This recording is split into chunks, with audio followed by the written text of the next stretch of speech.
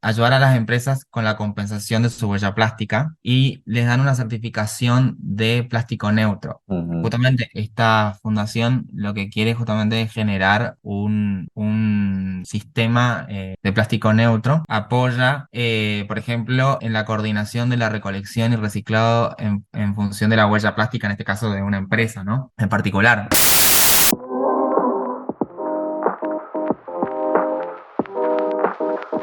Bienvenidos a Neto Positivo,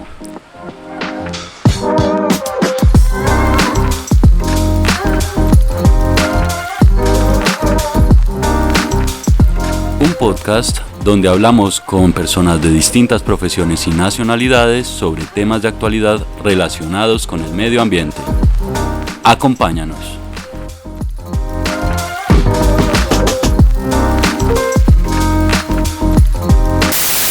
Bienvenidos a un nuevo episodio de Neto Positivo. Mi nombre es Sebastián Cada y hoy vamos a hablar con Fernando Calabroni, a quien ya tuvimos en el podcast. Fernando es ingeniero químico y experto en agua, y la última vez que hablamos tratamos sobre los océanos, en un episodio que pueden encontrar con el título Protegiendo nuestros océanos y recursos hídricos. Hoy vamos a hablar de un material maravilloso, un material económico y que se usa prácticamente en todos los objetos que usamos y tocamos. Es un material que ciertamente hace parte de la vida moderna, pero muchos dirán que este material no es tan maravilloso y que por el contrario es un gran problema. Fernando, bienvenido de nuevo a Neto Positivo. ¿De qué material estamos hablando? Hola, Seba, ¿cómo andás? Bien, estamos hablando del plástico.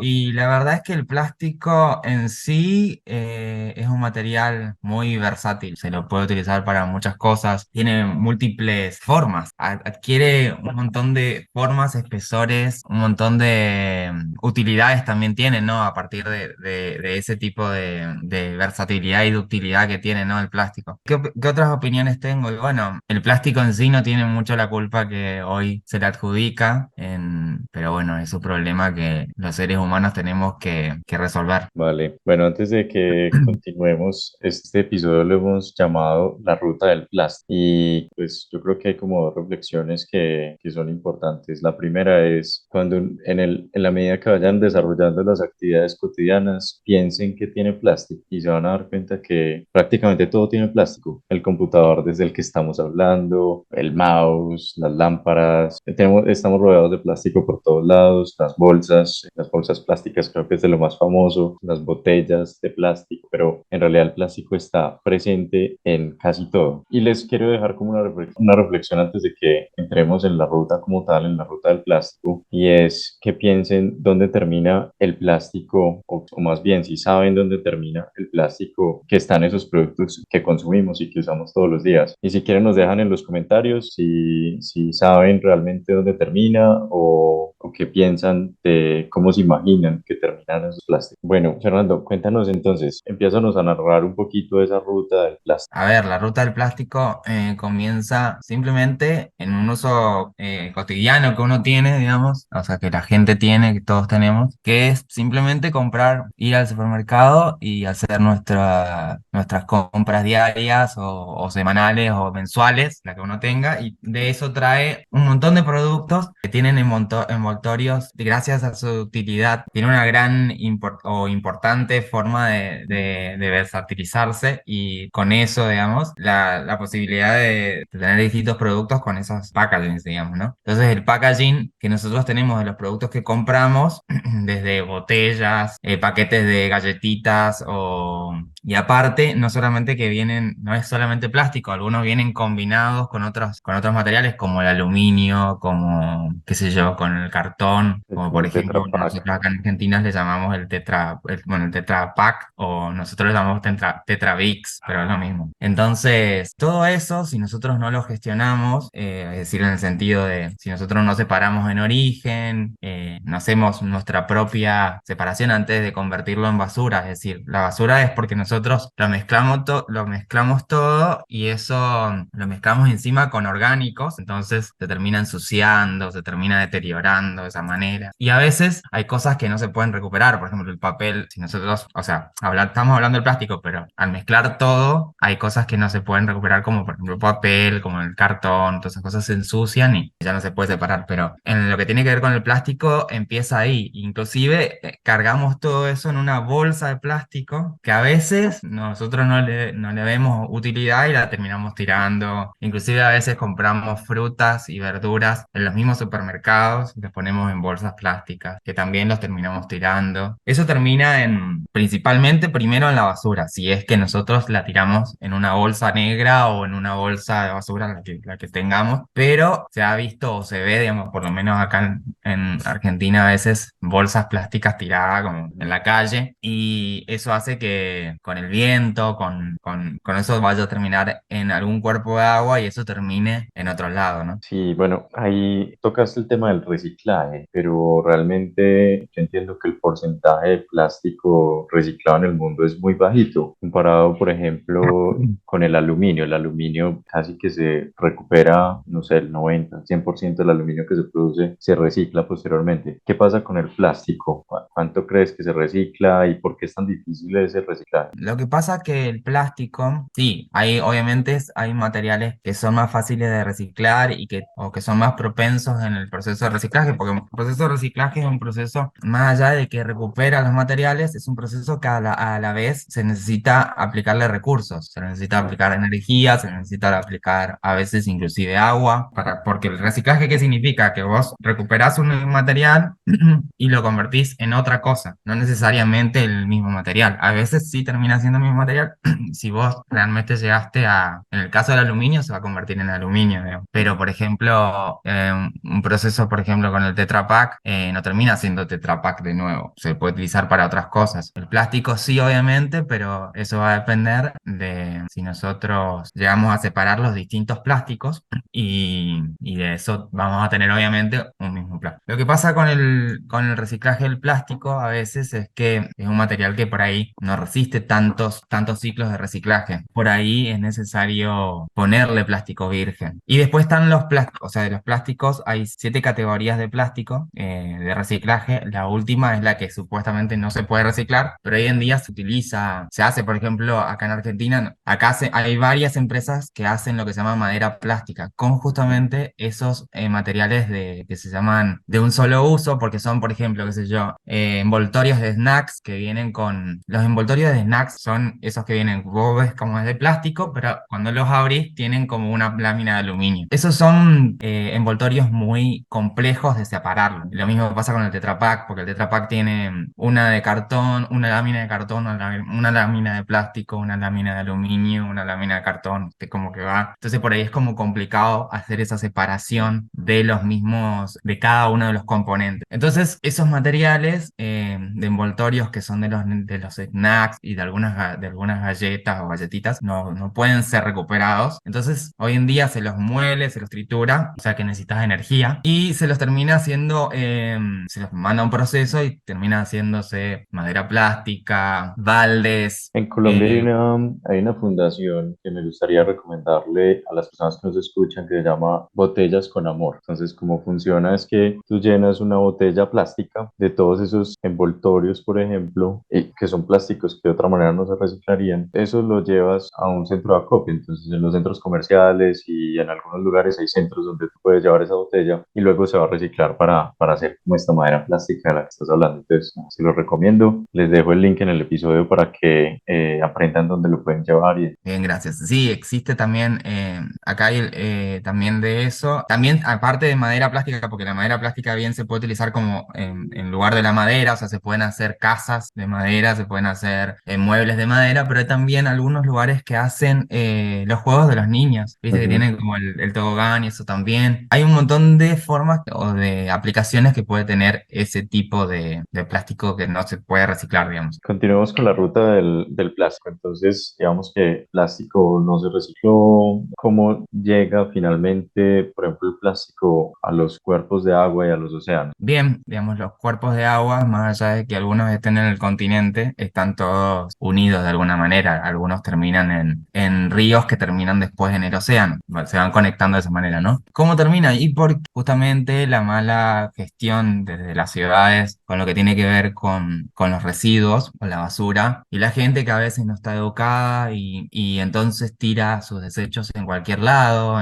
en algún lugar que, digamos, uno ve que está como desolado, por ejemplo, en un un bosque, si uno vive en un pueblo cerca de bosques y esas cosas, entonces tira la basura ahí a veces, algunas veces en arroyos o ríos cerca de ciudades, y el agua va llevando esos residuos, los va transportando, pero ya a medida de que los va transportando, ya los va separando, porque obviamente la corriente del agua va como abriendo las bolsas, algunas bolsas están mal cerradas, algunas están rotas, si terminan en lo que se llama basurales a cielo abierto, que son lugares inhóspitos, que por lo general forma parte de la misma naturaleza, que puede llegar a ser un predio donde solamente había pasto, uno tira ahí y lo va llenando y la gente va viendo y distintas personas cercanas van viendo que ahí se va acumulando basura, se va formando o se va transformando en un basural. Eso con los vientos, con los vectores se les llama a distintos animales como las ratas, por ejemplo. No digo que solamente sean las ratas, pueden ser otros animales que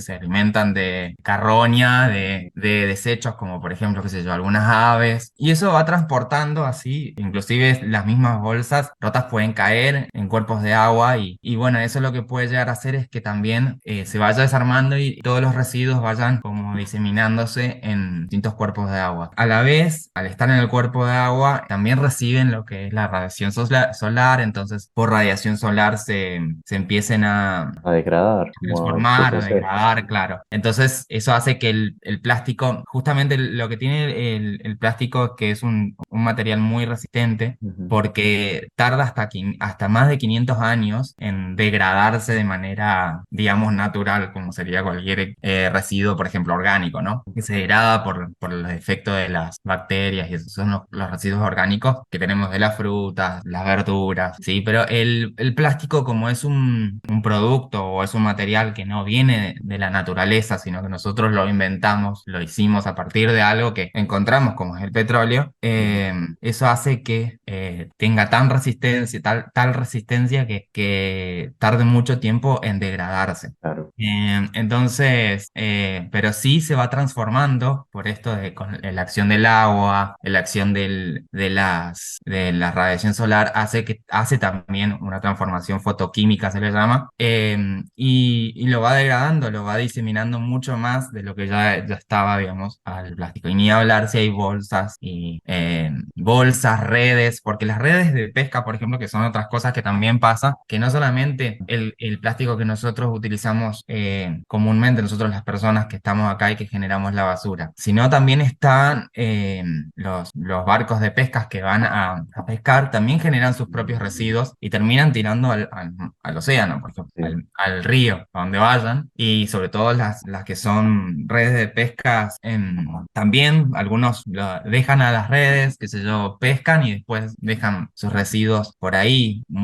Se han encontrado muchos animales del océano Atrapados. Mm. claro, con redes, como por ejemplo las tortugas, muchos animales en los cuales están con problemas. Por ejemplo, justamente hay la película esta que se llama Happy Feet, mostraban que había uno que se llamaba el pingüino Amor, el Doctor Amor, me parece que era una cosa así, que tenía, viste, ese coso de plástico, coso, le digo yo, no me sale en este momento el nombre, pero es Una donde red se de llevan las plástico para botellas. cervezas, para ¿Cómo? botellas. Una red Sí, de para plástico para botellas. las botellas o las mismas latas también a veces, ¿no? Sí. Pero por general son las botellas y que tenía uno como Estrangulándole el cuello, básicamente. triangulándolo, claro, entonces era como una muestra de que eso existe, digamos, y es Sí. parte de nuestros residuos, digamos, de nuestra Yo, negligencia de lo que hacemos, digamos, y no separamos. de esto que Pero dices, alguna reflexión y es, o sea,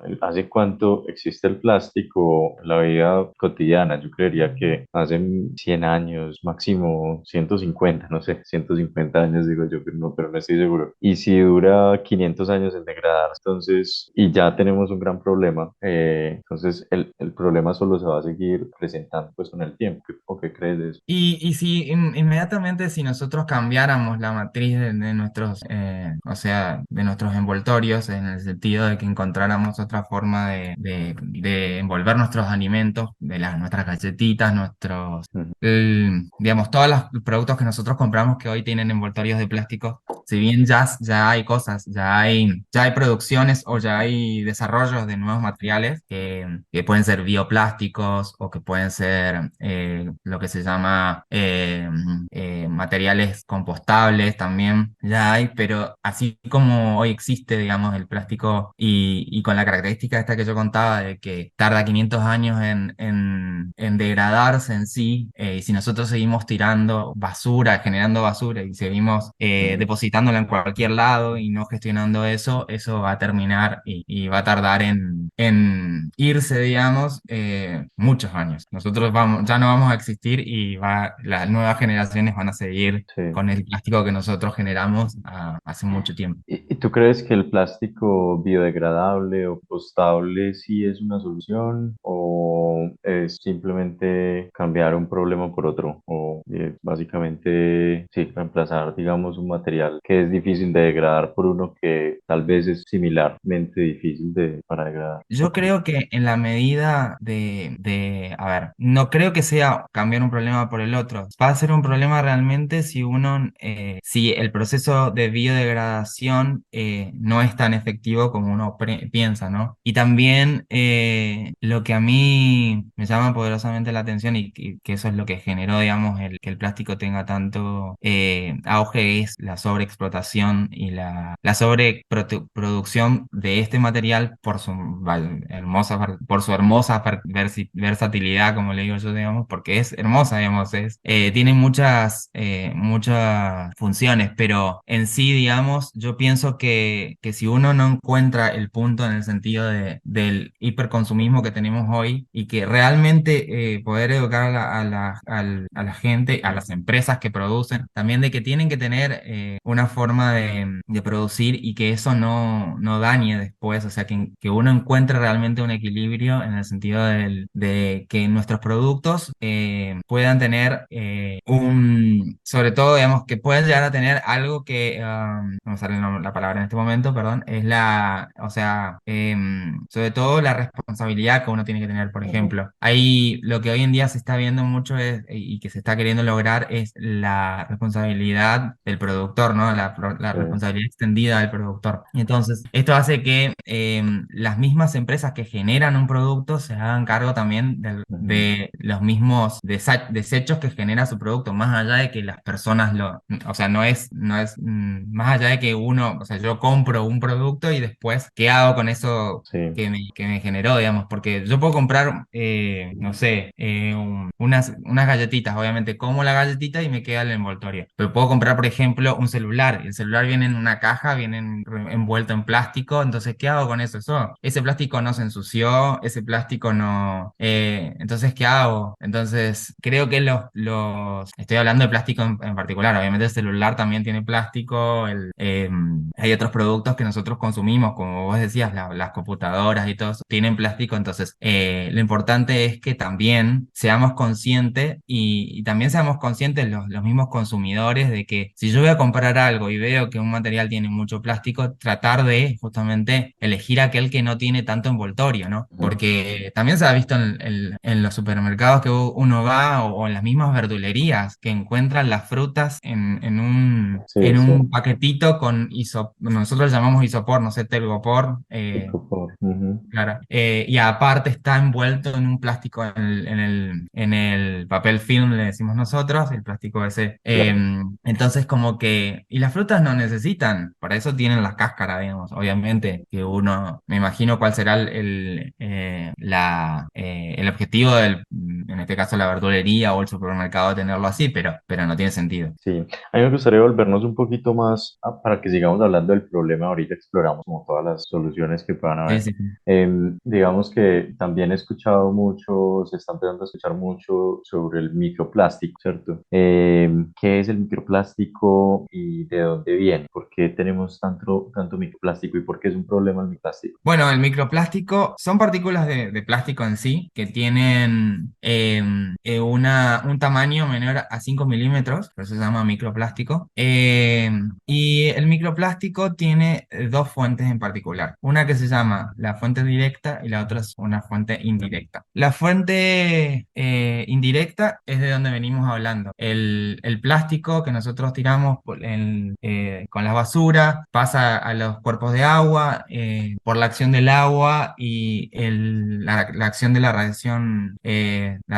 del sol, se va transformando, se va degradando, se va rompiendo y eso se llama proceso fotoquímico y va generando micropartículas. Esas micropartículas son las que se van, digamos, o sea, eso es lo que hoy en día se conoce como microplástico de manera indirecta, porque nosotros lo que tiramos en realidad o lo que terminó en el cuerpo de agua es un plástico grande, que por procesos físicos químicos terminó siendo un microplástico. Pero la fuente directa es que hay productos que directamente se producen con microplásticos en su interior. Por ejemplo, los jabones en polvo, algunas pastas dentales, algunos productos cosméticos que uno utiliza. El glitter que uno utiliza mucho para las fiestas es microplástico también. ¿Y qué hace uno? Después se lava la cara, se lava los dientes, usa para la ropa. Inclusive la ropa tiene plástico. Algunas telas son muy sintéticas y al lavarlas, también la ropa cuando uno lava va degradándose también con el tiempo. Soltando plástico. Claro, entonces va soltando esas micropartículas, terminan siendo microplásticos. Entonces, esas son las micropartículas. Ahora, eso obviamente va a los cuerpos de agua porque, ¿qué pasa? Las mismas plantas potabilizadoras, donde se trata el agua potable, que es donde se trata el agua que nosotros desechamos, por ejemplo, los efluentes cloacales o las aguas cloacales o las mismas residuales de las distintas industrias, no tienen procesos en donde se los pueda retener a los microplásticos y tampoco hay procesos de laboratorio en el cual, o técnicas de laboratorio donde se puedan analizar y decir, bueno, acá hay un microplástico. Obviamente se están desarrollando, pero hoy en día no son efectivas todavía. Entonces, el problema del microplástico es porque después terminan en los cuerpos de agua, en los océanos, y eso hace que los mismos animales los confundan con alimento y los terminen tragando. Eso sí son partículas, algunas son un poquito más grandes que 5 milímetros, pero terminan, y eso es lo que hace que se confunda, pero si es mucho más chico y que no es perceptible y uno ve algo que puede ser comida y el plástico está en el medio del agua, lo termina tragando igual. Entonces el microplástico termina siendo un problema, no sobre todo para la misma fauna marina, sino que también para los otros ecosistemas donde se los puede encontrar en el agua. Y posiblemente después se dice, digamos, hay una frase que para el 2050 se dice que puede llegar a haber más plásticos en el océano que peces en el agua. Y eso puede llegar a extrapolarse también a los sistemas acuáticos de agua dulce. Incluso puede llegar también a la alimentación nuestra, o sea, si finalmente nosotros nos alimentamos de peces, por ejemplo, entiendo que eso puede llegar incluso digamos, al plato nuestro y terminar afectando nuestra salud, aunque no es como muy claro qué efecto está teniendo eso en la salud. Claro, como lo comentás, es así, digamos, puede llegar a terminar en nuestra salud, pero no solamente porque si nosotros nos alimentamos de peces, sino porque simplemente si hay microplásticos El en agua. distintos cuerpos de agua, si son cuerpos de agua dulce y si no se producen o no se desarrollan tecnologías para poder detectarlos o para poder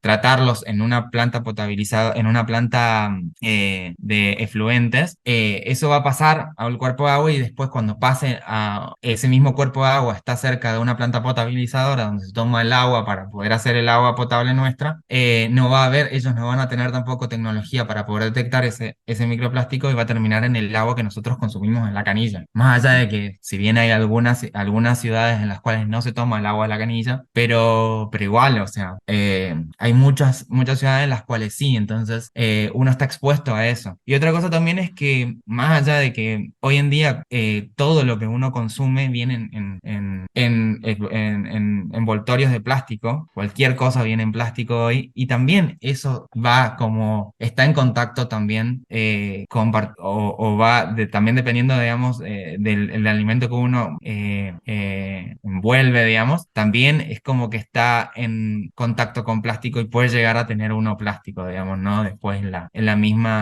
el mismo cuerpo, ¿no? Y inclusive también hay medicamentos, hay un montón de cosas que están en contacto con plástico e inclusive hasta algunos pueden llegar a tener plástico también y nosotros los estamos consumiendo. O sea, nuestra salud está en riesgo porque estamos en contacto con plástico. Inclusive las botellas de plástico que uno toma, que uno compra para el agua o una gaseosa o algo que después uno lo reutiliza, a veces la reutilización no está recomendada porque justamente se va degradando con el tiempo de que uno lo usa, por más que Sí. uno dice que es imperceptible, pero porque justamente se generan estos que son microplásticos y uno no los ve. A veces hasta ahí también se habla de nanoplásticos, ¿no? Que es mucho más chico que el microplástico. En cuanto a los efectos de la salud, todavía no se sabe mucho sobre eso, pero ya se decía hace poco, digamos, que nosotros estamos consumiendo una tarjeta de crédito.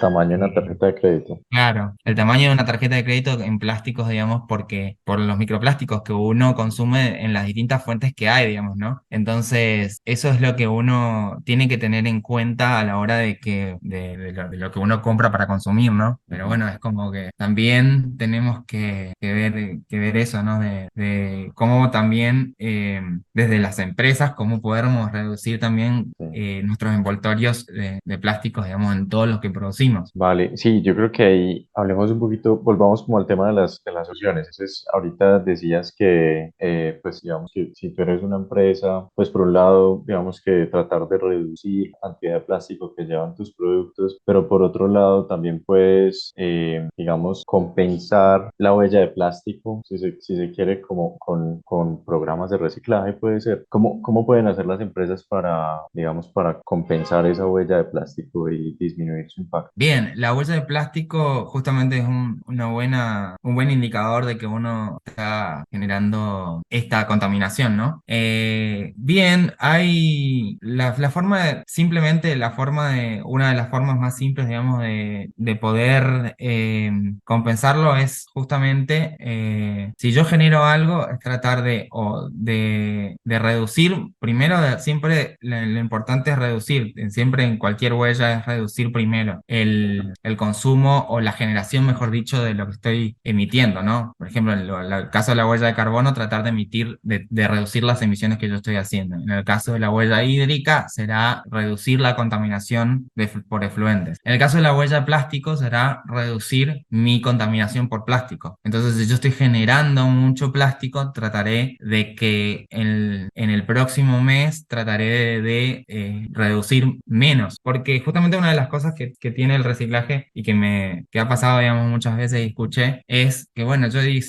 con esto de la botella de amor, por ejemplo, uno dice, bueno, yo lleno, y unas chicas que hacían ahí en mi ciudad, esto de la botella de amor, decía que venían otras chicas y decían, mira todo lo que junté, y no se trata de, mira todo lo que junté, sino se trata de que uno tome conciencia de que Ujú. tenga que reducir. Es decir, si yo pongo el ejemplo de las botellas de plástico. Si yo este mes hice 5 botellas de plástico, 5 botellas de amor, y es muchísimo plástico, porque en una botella entra un montón. 5 botellas de amor. Bueno, entonces el próximo mes trataré de hacer 4, el otro Claro, 3, reducir el el otro. consumo. Claro, trataré y eso que uno tarda mucho tiempo. Estoy haciendo un ejemplo muy burdo, Ujú. ¿no? Así, muy exagerado, en el sentido de que uno tarda mucho en hacer una botella de amor porque entra muchísimo plástico. Es tan dúctil y tan liviano, entonces como que Ujú. entra muchísimo en una botella. Entonces, si yo hice 5, trataré de hacer menos y así hasta lograr reducirlo. Y bueno, tendré que buscar estrategias para poder comprar con menos plástico o para poder producir con menos plástico. Ujú. Desde las empresas, tratar de ver cómo puedo eso reducirlo, encontrar nuevos materiales o directamente desarrollar nuevos materiales para poder envolver mis productos. Ujú. No sé, papel reciclado, ni siquiera te estoy diciendo papel nuevo, sino papel reciclado. La compensación del plástico de las empresas con lo que tiene que ver con el plástico o su huella de plástica, tiene que ver justamente con esto de, bueno, apoyar algunos proyectos de reciclado o también asociarse con empresas que estén trabajando con eso. Por ejemplo, acá en Argentina hay una fundación que se llama Fundación Banco de Plásticos y justamente lo que hacen es ayudar a las empresas a tener, o ayudar a las empresas con la compensación de su huella plástica y les dan una certificación de plástico neutro. ujú, Justamente esta fundación lo que quiere justamente es generar un sistema de plástico neutro y apoya, por ejemplo, en la coordinación de la recolección y reciclado en función de la huella plástica, en este caso de una empresa, ¿no? En particular. Pero también, por ejemplo, tenemos otra empresa, otra organización que se llama Unplastify, también acá en Argentina, que surgió de su fundadora había empezado a hacer quiso hacer como una aventura oceánica de irse, estaba en Estados Unidos y ella se llama Agustina Besada y estaba en Estados Unidos, no me acuerdo por qué motivo, pero bueno, estaba y empezó o quiso hacer una aventura oceánica, es decir, meterse en un barco y empezar a navegar y encontró lo que hoy se ve, que son una de las islas de plásticos. En el océano hay 5 islas de plásticos, una de las más grandes es la del Pacífico Norte, donde están justamente acumulados todos estos plásticos que terminan a raíz de nuestros ríos y por otra de las fuentes que ya había hablado, ¿no? Entonces se puso a pensar bueno, creó esta empresa en la cual también ayuda a otras empresas en lo que tiene que ver con la reducción de la huella plástica, ujú. ¿no? De su producción de residuos plásticos. Ella justamente o esta empresa presenta o mejor dicho, expresa de que nuestra relación con el plástico está fuera de control. Ujú, Y en sí tiene sentido porque como yo hablaba, como yo decía hoy más temprano, su gran versatilidad nos ha llevado a nosotros a que lo usemos para todo, pero para todo. Y vos también lo nombraste, digamos, todo tiene plástico. Nuestros autos, nuestra ropa, nuestra casa en cualquier lado tiene plástico, cualquier cosa. incluso la pintura. Aunque sea mínimo, pero lo tiene. O sea, Ujú, en los enchufes, lo que tapa, digamos, los cables son de plásticos, muchas aberturas tienen algo de plástico, o sea, y se nos rompe y nosotros lo único que hacemos es ni siquiera ponernos a pensar de que eso lo podemos llegar a poner, por ejemplo, en una botella de amor, por decirlo, porque es algo que por ahí es así destruido, bueno, se puede hacer, obviamente, si uno identifica qué tipo de plástico es, lo puede uno separar y ponerlo en el lugar, si es que uno lo lleva así separado a una planta recicladora. Pero si uno no sabe, lo puede meter dentro de dentro de la botella de plástico, no va a pasar nada. Por ejemplo, te digo eso que no está, que no tiene, o sea, uno lo tiene roto y no sabe dónde ponerlo, ¿no? sí, Entonces, pero hay una organización, una fundación también que se llama The Ocean Cleanup, mm, que el fundador es un holandés que se llama Brian Slat. Él en el 2016, no, a los 16 años, perdón, dice que estaba haciendo buceo, perdón, en Grecia y se encontró que había más plástico o más bolsas plásticas en el océano, adentro, ujú, que peces y entonces se puso a pensar, nosotros le hicimos a cranear, sí, a pensar cómo, y inclusive dice que presentó un proyecto para terminar el colegio, o el colegio que tiene que ver con la contaminación del plástico. Y sí, él yo creo que yo lo he creo. escuchado, creo que tiene un episodio de TED Sí, tiene él donde él una hablaba sobre charla eso. TED. Ajá. Tiene una charla TED donde habla de la contaminación y los microplásticos también, porque claro, estas grandes islas de plásticos lo que hacen también es que, más allá de que el plástico, obviamente, como yo decía hoy, va pasando por el agua, va teniendo lo que tiene con esto de la erosión, por decirlo así, digamos, la erosión que tiene que ver por el trabajo que hace el agua también, en este caso la radiación solar también hace que el plástico, al encontrarse en esa isla en sí, digamos, también hace que algunas cosas no se vaya diseminando y tarde tarda también mucho más tiempo inclusive en degradarse, ¿no? Y justamente el encontrarse en un lugar fijo, como en este caso lo que son las islas estas grandes, hace que se vayan convirtiendo mucho más en microplásticos, ¿no? Entonces, si bien hoy en día hay muchas playas que uno no las ve, pero, o que uno no sabe si no vive por ahí, digamos, ¿no? Pero hay muchas playas que tienen muchos residuos Ujú. en sus costas. Claro, si Eh, lo ves como a nivel microscópico, yo he visto unas, por ejemplo, como unas muestras de las playas en el Mediterráneo, por ejemplo, y contaban la cantidad de plástico que tenía y es sorprendente, o sea, es exagerado. Sí, es muy, muy impresionante como decís vos y también desolador también en el sentido de ver toda esa contaminación y a veces que uno no, o sea, si uno no es una empresa grande que puede llegar a, digamos, a resolverlo a eso, o sea, desde nosotros podemos hacerlo si separamos en origen y tratamos de disminuirnos lo que se llama nuestra basura, ¿no? Ujú, Por lo menos lo que tiene que ver con los plásticos, porque uno tiene que pensar, el reciclaje, si bien es otro proceso, que en realidad lo que nosotros no hacemos reciclaje, nosotros lo que hacemos es separar en origen, si es que ujú, separamos, los que separamos, como yo, digamos, separamos, no es que hacemos reciclaje, nosotros hacemos un proceso previo al reciclaje que es la separación en origen, que es decir, bueno, yo elijo poner en distintas cajas, entonces pongo en una caja pongo el vidrio, en otra caja pongo el metal, en otra caja pongo los distintos plásticos que tengo y hago mi botella de amor y eso, y mis orgánicos, en este caso yo lo hago al compost. Pero yo estoy separando, el reciclaje en sí es un proceso nuevo, entonces eso después va a pasar a una planta separadora, que se le llama planta de reciclaje, pero en realidad es una planta donde están los operarios y lo que hacen es por una cinta, agarran y separan los materiales, inclusive le hacen una separación mayor, en el sentido ujú, de ellos saben el tipo de plástico que es decir, porque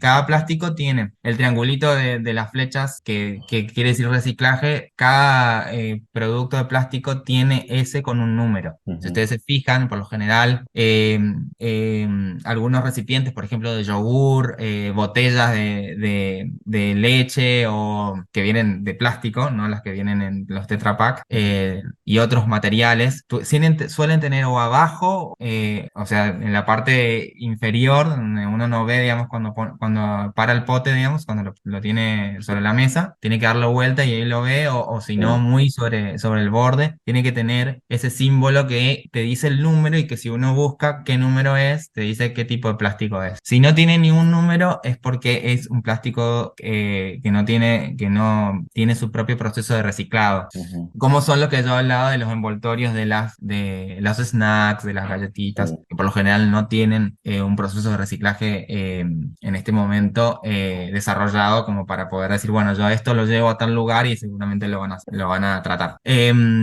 Claro, y déjame, yo comento algo que me parece muy importante lo que estás diciendo, o sea, el hecho de que tú, digamos, como ciudadano intentes separar los residuos, pues no quiere decir necesariamente que va a ser efectivamente reciclado, ¿cierto? Y ahí entran muchas variables pues, en consideración, incluyendo la ciudad donde estás, si en la ciudad donde estás realmente sí se recicla ese tipo de plástico, el tipo de plástico específico que se está reciclando, porque no sé, puede ser que se recicle el PET, pero que no se recicle otro tipo de plástico. Entonces, hay muchas variables y realmente, digamos, como ciudadanos no somos conscientes de a dónde va a terminar ese plástico, ¿cierto? ¿Qué piensas de Claro, eso? ese es el tema.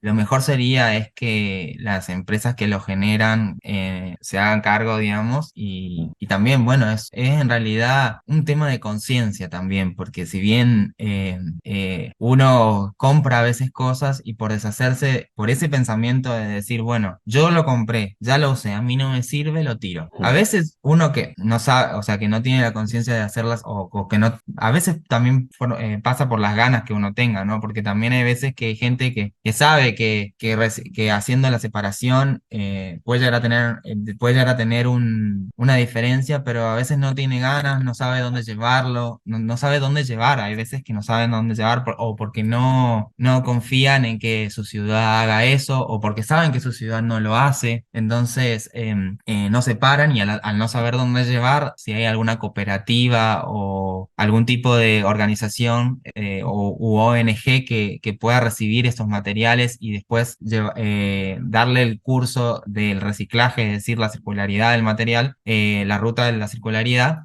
también pasa de que uno no quiere y entonces uno al consumir, por ejemplo, un yogur, qué sé yo, bueno, yo como y estoy en una plaza y bueno, no sé qué hacer con esto, no veo ni un cesto por ningún lado, tipo, bueno, lo tiro acá en el pasto, no importa, si total, alguien se va a hacer cargo o la misma naturaleza se va a hacer cargo, no sé. Mm. Entonces, es como que uno, es un trabajo de conciencia, es un trabajo de las empresas que tienen el poder de generar estos mismos envoltorios y también es un trabajo de la ciudad en la cual también tiene que ponerse a hacer procesos de reciclado y fomentar esto, ¿no? Claro, no, súper chévere. Yo creo que ahí también la inflación y la reflexión, inclusive, digamos, para mí tenemos que aprender más, tenemos que investigar más y buscar nuestra ciudad, la ciudad donde vivimos, qué hace en términos de reciclaje. Yo creo que hay también un tema de acción política, de si, por ejemplo, no tenemos unas buenas plantas de reciclaje, pues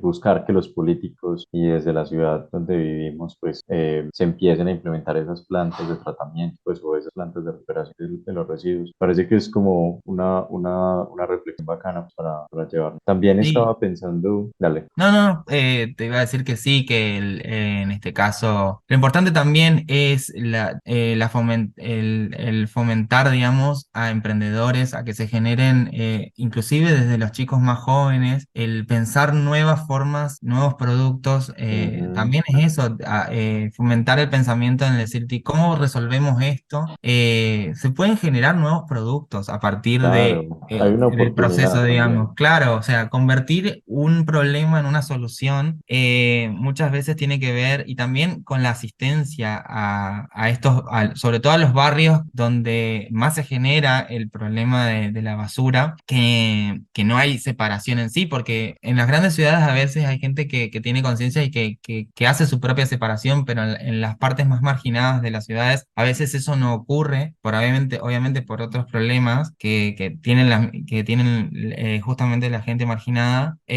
por decirlo así, digamos, no quiero decirlo que sean pobres, a veces no es que sean pobres, sino que por ahí es porque no tienen ciertos Hay la recursos. infraestructura o... Claro, o la infraestructura, o eso también es el tema, digamos. Es encontrar un equilibrio en el sentido de poder dar la oportunidad y el fomento del emprendedorismo es importante porque eso ayudaría también a que los jóvenes también se involucren en esto de encontrar soluciones para los problemas que hoy se nos atañen, digamos, que nos ocurren y que se puede buscar otra solución, como por Claro. ejemplo la de The Ocean Cleanup, que Ujú. que es importante, pero bueno, Sí, va a ahí se me llevar. ocurrió también, ahí he estado escuchando que, digamos, hay proyectos donde se está recuperando redes de pesca que están en el mar, las están recuperando y las están usando para hacer ropa. Entonces me pareció súper interesante, como que, wow, es eso que estás realmente hablando, ¿cierto? Como, cómo convertimos esto en pues cómo convertimos este problema en oportunidades, soluciones y algo que, digamos que ni siquiera ya es ser neutrales, digamos, frente al plástico, sino cómo vamos un poco más allá, ¿cierto? Entonces, Sí, ya yo creo realmente que, solucionarlo. yo creo que lo más importante es ser positivos, en el sentido de generar, digamos, ¿cómo decirte? No es positivo. Bueno, ser el contrario, ser negativos a lo que es a la producción del plástico. Si yo generé una cantidad de plástico, pues voy a tratar de generar menos la próxima vez como para que mi balance sea negativo en la producción de plástico, por decirlo Ujú. así. Sí, Más allá de la neutralidad del plástico, como decía esta fundación de Banco de Plásticos, que quiere buscar un ecosistema de plástico neutro, digamos, por decirlo así, de ecosistema de empresas, estaría bueno que sea negativos en el sentido de que lo que esté generando esas empresas sea menos de lo que generaba antes y no llegar solamente a la neutralidad, digamos. digamos, ¿no? Como vos decías bien, lo de las redes, sí, eso es un buen ejemplo, pero también existen otros ejemplos, como por ejemplo hacen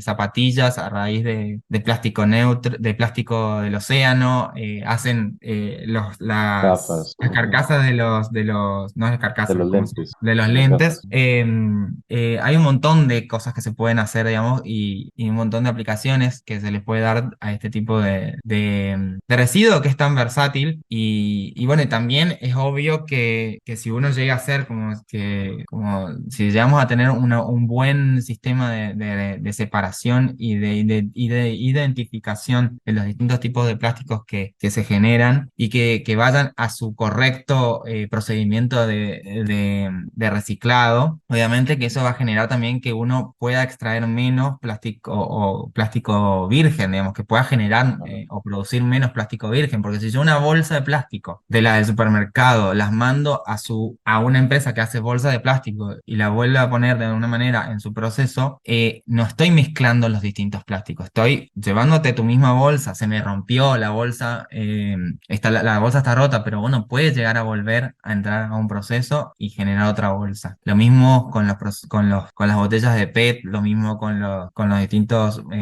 materiales, con los distintos plásticos que se utilizan para otros envoltorios. Entonces, si uno llega de esa manera, puede llegar a reducir también la cantidad de energía que se necesita, porque si yo estoy haciendo un plástico virgen, estoy gastando electricidad, estoy gastando agua, estoy gastando muchos Pero otros estás recursos, extrayendo también estoy extrayendo, estoy. recursos fósiles, pues Así sí, es. Entonces es como que uno tiene que encontrar una forma o pensar, digamos, que en el circuito de producción de cualquier producto, digamos, puede llegar a encontrar una forma de disminuir todas las emisiones, no solamente la de plástico, ¿no? La emisión de carbono, la emisión de contaminantes al agua, más allá es decir, de fluentes líquidos. Nuestras huellas pueden reducirse si uno encuentra una manera más amena de encontrar el proceso de la circularidad como algo importante dentro de la industria, ¿no? claro. Bueno, Fernando, recomiéndanos, para despedirnos, recomiéndanos algo, no sé, un video, un libro, cualquier recurso para la gente que quiera aprender más sobre este tema, que genere conciencia o para las empresas. Recomiéndanos recursos que la gente pueda ir a investigar. Bien, lo importante es que busquen a esta fundación The Ocean Cleanup. Tiene YouTube, yo después te voy a pasar el link para que lo pongas en el podcast digamos, la página web, pero tienen YouTube, tienen LinkedIn, o sea, tienen Instagram, pueden buscarlos por ahí, The Ocean Cleanup. Hay otra que se llama, que es muy parecida, que se llama For Ocean, es decir, cuatro Ocean, o sea, para los océanos, sería la traducción, pero se escribe así, cuatro Oceans, que hace parecido, lo mismo, muy parecido a lo que hace The Ocean Cleanup. Que busquen Unplastify también, ellos tienen un blog donde hablan mucho de la contaminación del plástico y también esto de la Fundación Banco de Plásticos, también. Después te voy a recomendar uno de la DW, de la Deutsche Welle, Ujú. Los peligros de los plásticos. Es un documental que está buenísimo también para que vean todo lo que se puede ver desde ahí también. Así que ese documental les va a estar buenísimo para que lo puedan ver. Genial. A mí me gustaría recomendarles un libro que estoy leyendo de una chica española que se llama Cristina Romera. Se llama Antropocéano. Es, digamos, todo sobre los océanos, no solamente el tema del plástico, aunque también toca el tema del plástico un poco. Parece súper importante que lo escuchen, perdón, que lo lean. Bueno, no, con eso, pues, Fernando, muchísimas gracias. Creo que nos Bueno. vamos, como siempre, un poco, digamos, alertados por la situación, pero también optimistas y que hay mucho por hacer. La invitación es realmente a que hagamos, a que investiguemos, a que aprendamos. Entonces, nada, ha sido una conversación muy interesante. Bueno, muchas gracias, sobre todo a vos, Seba, por tenerme de nuevo acá en tu podcast. Y sí, por supuesto, lo importante es siempre invitarlos a la reflexión y que podamos encontrar en el pensamiento y en la observación, digamos, porque no solamente pensar, sino observar qué es lo que uno puede encontrar. Yo, cuando empecé realmente a ponerle el ojo a esto, me encontré por todos lados un montón de residuos, más allá de que antes ya existían muchos más, pero a veces uno no los veía veía porque no estaba metido en el tema, y cuando empecé a mirarlos, encontré un montón de lugares donde no pensé que podían llegar a encontrarse. Así que uno observando puede ir con los documentales y con el libro que vos te estás proponiendo ahora. Me parece que es importante que uno pueda tomar conciencia Genial. y actuar, Bueno, no solamente la conciencia, sino llegar a actuar. Por lo menos separar los residuos y buscar dónde llevarlos de una manera responsable, ¿no? empezar Que por eso, por sepan lo que uno, menos. claro, sí. Me parece bien. Bueno, Fernando, un gusto, pues. Muchas gracias.